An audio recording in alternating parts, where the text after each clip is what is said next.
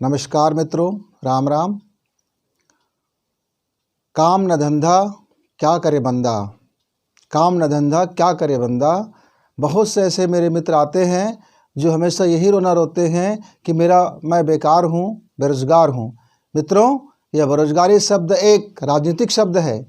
बेरोजगारी शब्द एक हमारी असफलताओं को दिखाने के शब्द है। जब हमारी समाज कम पढ़े लिखे थे, जब वह ज़माना अशिक्षितों का था, तब उस समय बेरोजगारी कम नहीं थे।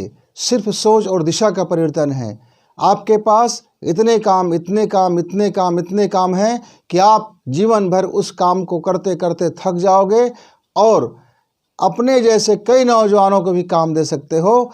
असल में क्या है, हम जब पढ़ लिख लेते हैं, हम जब शिक्षा प्राप्त कर लेते हैं, शिक्षा प्राप्त करने के बाद हम एक ऐसे ड्राइवर बन जाते हैं जिसको यही नहीं पता है कि मेरी गाड़ी कहाँ जाएगी।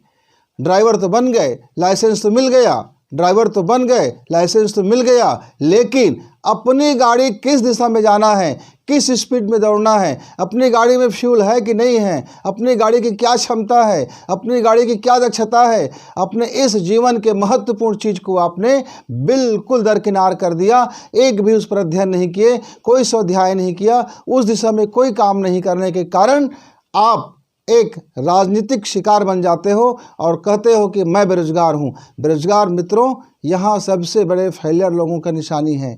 बेरोजगार हम उनको कह सकते हैं जो आलसी है, निकम्मा है, जो आलसी है, निकम्मा है, कमीना है, जो कुछ नहीं करना जानता, जो सिर्फ दूसरों के कंधे पे अपना जीवन गुजारता है, जो कुछ नहीं करना चाहता, जो कुछ नहीं करना चाहता, जो कुछ नहीं करना चाहता।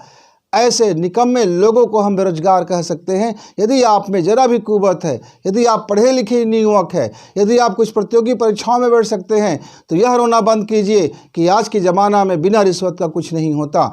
आप जैसे लोगों ने ही इस रिश्वतखोरी को बढ़ावा दे करके पूरे समाज में इस गंदगी को ऐसा फैला दिया, ऐसा रायता फैल गया कि आज हमारे अधिकांश नौजवानों के मनोविज्ञान में यही बैठ गया है कि हमें यदि सरकारी नौकरी पाना है तो रिश्वत देना पड़ेगा, और हम सरकारी नौकरी पाने के बाद ऊपर का खूब मलाई खाएंगे, हम ऊपर का खूब मलाई खाएंगे। इसी भावना के चलते, इसी धारणा के चलते, इसी विचार के चलते आज बहुत नए युवक नशे के चपेट में हैं, कमीनीगिरी के चपेट में हैं, घटियापन के चपेट में हैं, और न जाने क्या क्या उनकी ज़िंदगी में हो रहा है। मेरे मित्र, आप स्वयं मेहनत करना सीखो।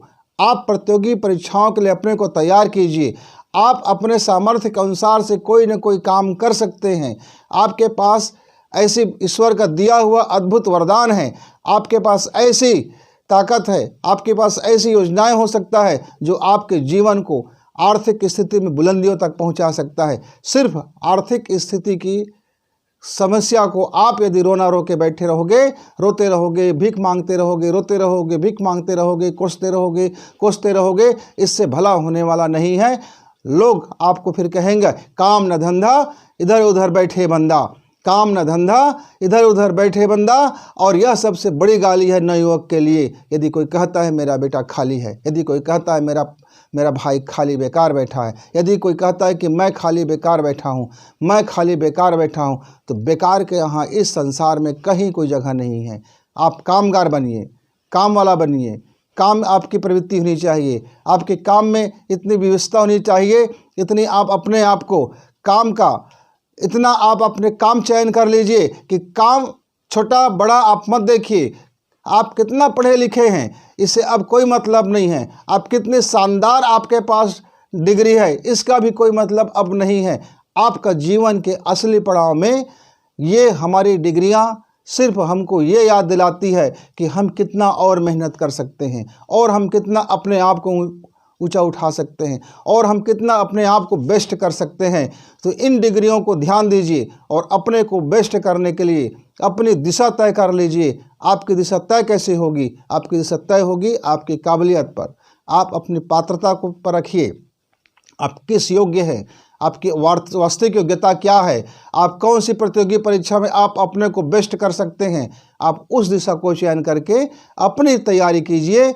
माता पिता ने कहा इसलिए तैयारी मत कीजिए, भाई कहते हैं इसलिए तैयारी मत कीजिए, कुछ दोस्तों ने कह दिया इसलिए किसी दिशा में तैयारी मत कीजिए, आपके कुछ चाहने वालों ने कह दिया इसलिए आप उस दिशा में तैयारी मत कीजिए, लोगों को लगता है कि इसमें बहुत पैसा है, बहुत सम्मान है, बहुत अपने को फ़ायदा है, इसलिए आप तैयारी मत कीजिए। मेरे मित्र, आपको जो काम में मोहब्बत है, जिस काम को आप ज़्यादा बेहतर कर सकते हो, जिस काम को करते हुए आपको थकावट नहीं लगती, जिस काम को करने के बाद आपको संतोष लगता है और जिस काम को आप करने के बाद आपको ऐसा लगता है कि मैंने आज कुछ किया, ऐसे काम को चयन कीजिए, ऐसे काम को चयन कीजिए और उसका अध्ययन कीजिए कि आप उसमें बेहतर कैसे कर सकते हो। मेरे मित्र, आप ज़रूर बहुत बेहतरी काम कर सकते हो और यह जो माथा में चिपक गया है बेरोजगारी का तमगा, इसको आप मिटा सकते हो, ताकि कल ये ना कहे कोई कि काम न धंधा ये क्या करे बंदा,